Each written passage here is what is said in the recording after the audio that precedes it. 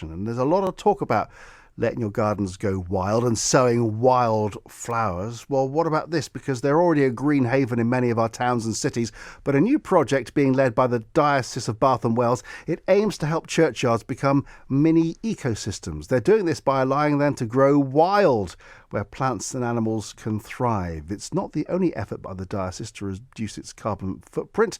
The Reverend Nigel Thomas is the team vicar of Cleve with Claverham Parish, which has been working for the last 18 months to improve its eco-credentials.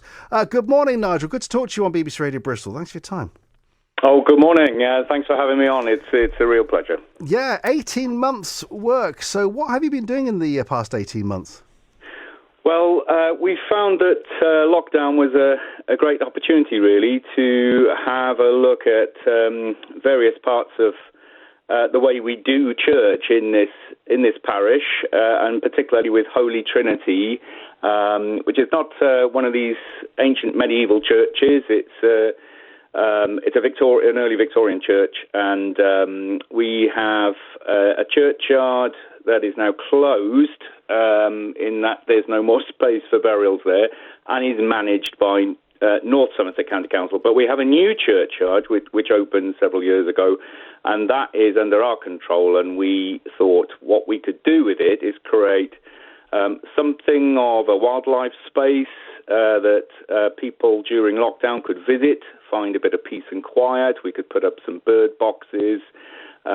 We could make it a really nice place for people to visit and increase its attractability to the natural wildlife, the birds, the bees, the butterflies. So I hear you talking about bees. We have a lot of those in the new churchyard, and we're currently engaged in a replanting scheme. But it's a long process. There are various things you have to go through to make sure that you're doing it properly.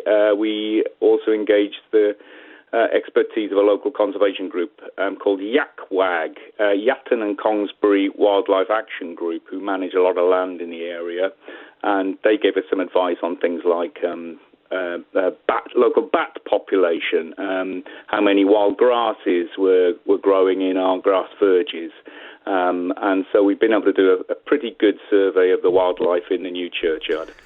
It must be. I mean, it's great because in lockdown, it's been terrible. We know that, but it did attract not just the bees, but 3 million new gardeners. They reckon that's the estimates of how many people took to horticulture. So you're kind of sort of on trend with this. Is the parish on side?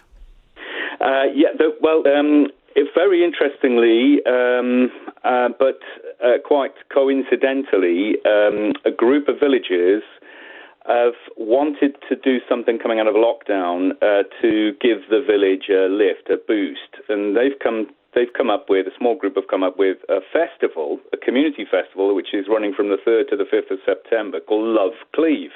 And the village church, the parish church, is a part of that festival, and we have got some environmental projects that we want to talk about right across the village, including a look at the use of electric cars, recycling, something that we can do with the children of the village to get them interested in the wildlife that we're trying to cultivate and encourage.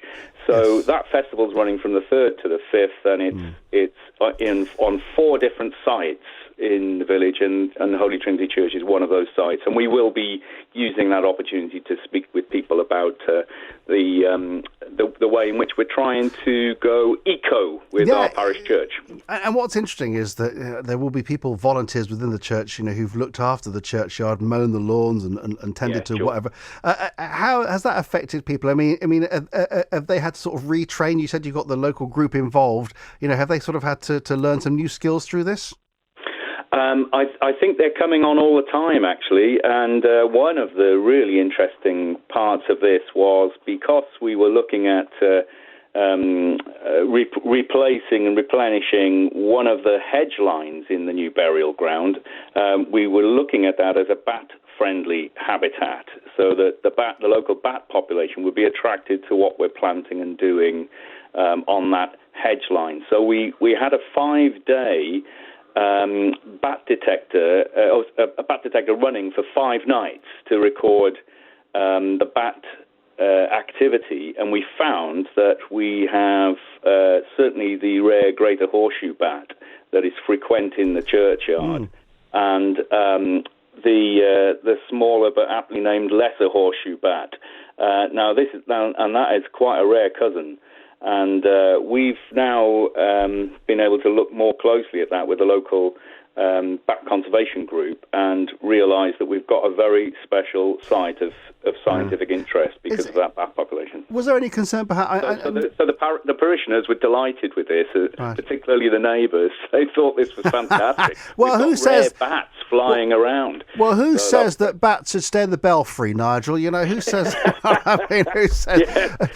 Just finally, we are a bit batty, I have to say. We've gone a bit crazy with this whole thing, and people are getting very excited about the amount of grasses that are growing around the graves. Yeah. And I never thought that was going to happen. But, that was my final point, actually, Nigel. Just out of interest, I mean, there is a thought that if you grow wild, it grows untidy. So do you know what I mean? That doesn't happen because we have enough space for there to be specifically signed and designated wild grow or no mow areas. Yeah. A lot of people did no mow May. Well, we've been doing that since before May, and it started small. It started with a small group of people who were very dedicated to this, and then it's grown, and now people are really getting on board. And there's a buzz, there's an excitement about the Love Cleve Festival as well, which can be found on a website and Facebook page, Love Cleve.